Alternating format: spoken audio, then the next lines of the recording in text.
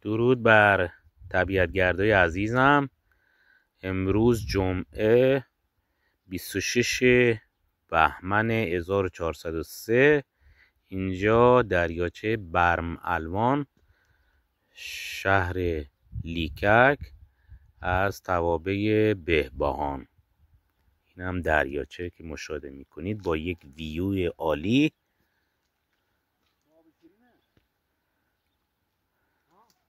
نمیدونم بچشش علی جان، آب شیرینه ولی باید شیرین باشه. شیرینه